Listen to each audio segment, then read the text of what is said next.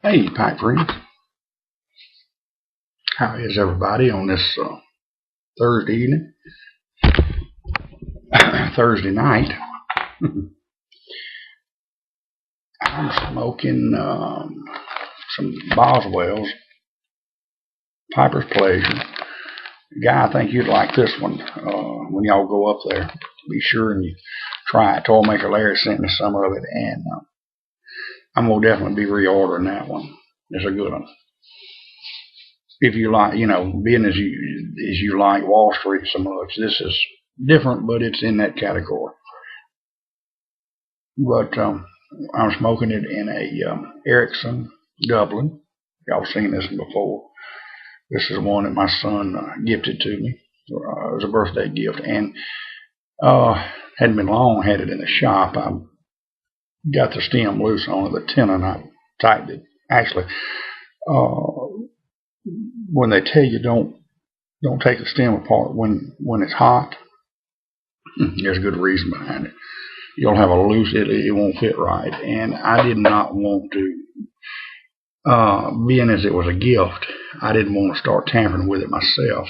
There are some I have fixed myself using a big lighter and the deep freeze, but I didn't want to do it for this one. And I left it down at Piper's Haven in Lafayette. We were going back and forth a couple 3 weeks down there, and I left it, picked it up the next weekend, didn't charge me but $4 to fix it. So we can't beat that.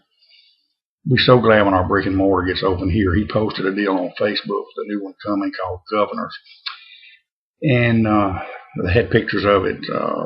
They're working on the humidor now. He'd hoped to get it open by the 1st of March. He said it's going to be a few days later than that, but we're waiting, anticipating it with bated breath. So, anywho, we thawed out. Doggone temperature got up in the upper 40s today. Going to be in the mid 60s tomorrow, upper 50s, low 60s through the weekend. Just some crazy weather. But I'm hoping maybe the worst is behind us, 14, 15 more days we'll be into March, and it'll be, I hope, my prayers are out to you guys, especially you over, Alfred over in Atlanta. Y'all have been pounded. And, of course, Guy and them got it, and I think they turned around and got it again, so. But what we got has been moving upwards toward Pennsylvania. So it's, but we got it. We didn't get it as bad here as I thought. Boy, that night, the last video I made, it was sleeting big time, and the temperature was dropping. But it actually warmed up in the night, and by 11 o'clock the next day, we were able to get out. I ran up to the little market around the corner and picked up some stuff, and mainly just to get out of the house. But now where our restaurant is, 23 miles to the north, got it a lot worse. You couldn't get around up there. The temperature, it didn't warm up there, and usually they'll get it a little further north you go. And Farmerville's not but about 25 miles from the Arkansas line.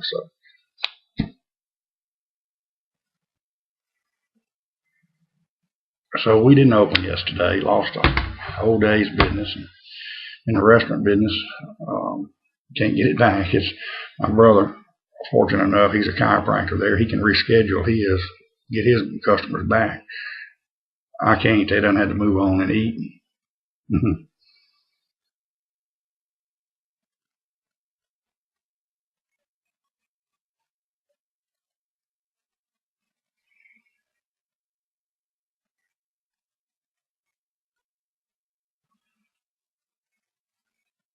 Well, I'm working on, I was going to say this before.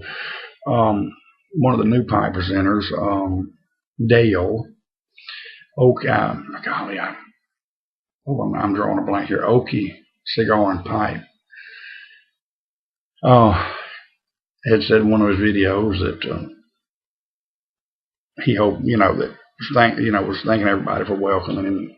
He said we hope that we welcomed in a guy that was basically, I don't remember word for word, but that he was a cigar smoker, and that we had welcomed him into the pipe community. Well, Dale, you're amongst friends here, because I'd say about 90% of us enjoy a good cigar. I do myself. I'm partial to the brick house. That's usually 90% of the time. That's what I grab. Every now and then I'll broaden my horizons and get one, but I stumbled upon that brick house and I like it and I just stick with it. I smoke 3 or 4 sticks a month, maybe 2 to 4 sticks a month. And as I've said on some other videos, I got to watch it because that's a whole nother ball game. You start buying cigars and humidors, and right now I don't even own a humidor. I didn't, it's just another expense. Now, the last convenience store I had, I sold some premium cigars, and I had a countertop humidor that would probably hold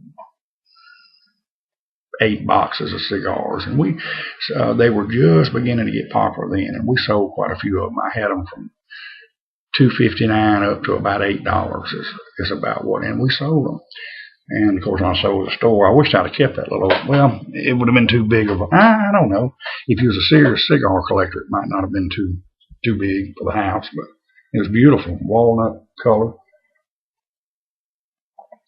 But yes, you're amongst friends here, and you being a cigar smoker going into pipe smoking, let me recommend a blend for you for pipe. HH Old Darkfire. And as my followers know, this was my second place on my 2013 top 10. Really, it was tied with Wall Street, which is an aromatic. But this is a good, bold, robust Virginias and Burleys. It isn't a flake. I would open it. This is the one I grabbed out of where I've got some cellared.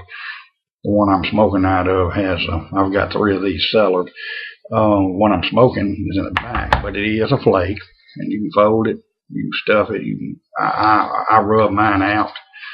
But coming from cigars to pipe, be sure you try this one. And another thing, and I'm probably going to get hammered as a new beginner. I would start out with aromatics, ease into Englishes.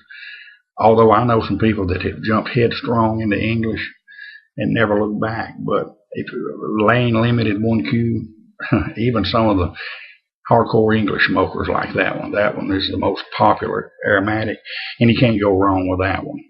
And I agree with what Mike Smokenbriar said.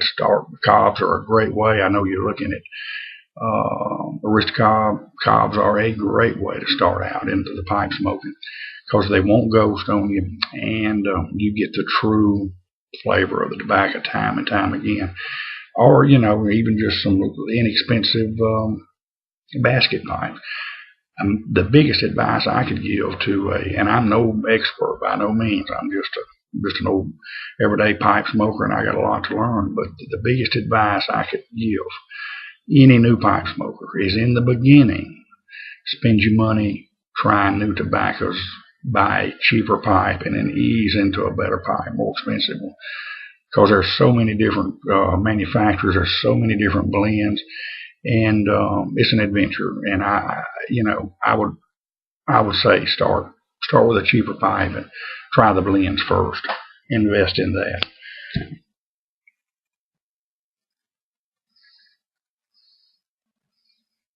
Like I say, I'm no expert, but I have made some mistakes. I've been in it long enough. I've made, through trial and error, I have made the mistakes and have learned from them. But working on developing a few new sandwiches for the restaurant. One of them we're going to call the Dixie Pig. It's going to be the Boston butt that we use to make our pulled pork with, except I'm going to cook it in a Cajun broth or gravy, Cajun seasoning, and we're going to serve it on a Gambino bread with a little bit of, I'm not sure, I know one place that does mustard on it, a little bit of mustard, not much, and they use, and I don't know, may not go that route, and I know one that does mayo, but they use pickled, the sandwich that I ate that's similar, and of course, I'm developing my own Cajun seasonings, but the one I ate that was similar uses a pickled slaw. But one thing's for sure, we're going to call it the Dixie Pig. we do a barbecue, and of course we're trying to convert more into a diner. I want to wind up being a diner that sells barbecue, because in a small town, there's 3,500 people in that little town, 25,000 in the entire parish. So they'll eat barbecue. You may not see them for 10, 12 days.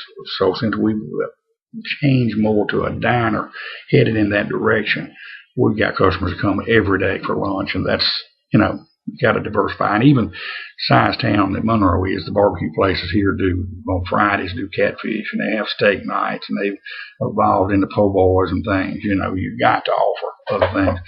Mexican food is about the only one that will stand alone, and you can make it just off of that. Even our biggest #1 Chinese place here, that's #1 rated, has put in an American buffet. I mean, I know I like Chinese food about 3 times a year. I get an itch for it, want nothing else satisfied, and I may eat it twice in a week when I get an itch, but then I'm done for 3 or 4 months. My wife likes it about once a month, so now I can go. The little old Chinese place, believe it or not, makes one of the best hamburger steaks on their buffet, and they always got it on there. A hamburger steak in a Chinese place. Of course, I don't know what they're making it out of. My dad would say, don't see no dogs or nothing running around, or cats. But he's from the old school. He won't touch Chinese food, so, but it is good. And so I go now. We go about once a month. And if I don't want Chinese food, I'll take their American line, and it's decent. But we serve a Texas style barbecue, primarily with the chicken and the brisket, and then of course we do a Memphis, Tennessee style with the pulled pork and the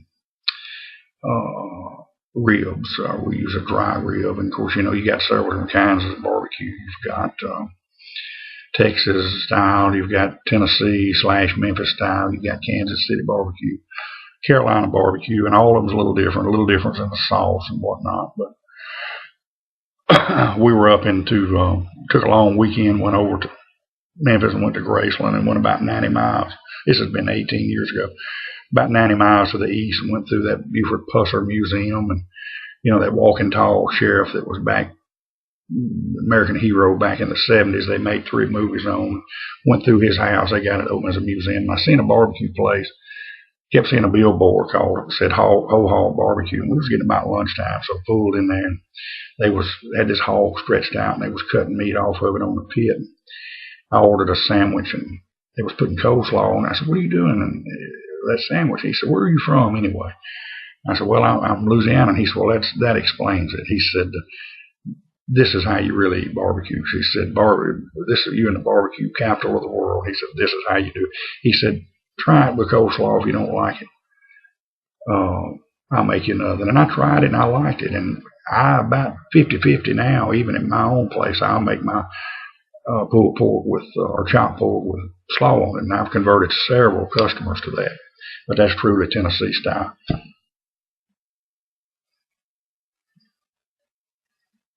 But we went through that walking tall Buford Pusser deal, and there's a lot online. And he's another one that I've done a lot of extensive historical research on. And of course, the movie's Walking Tall was written in a lot of bright red fictional ink, and there is some controversy. There's some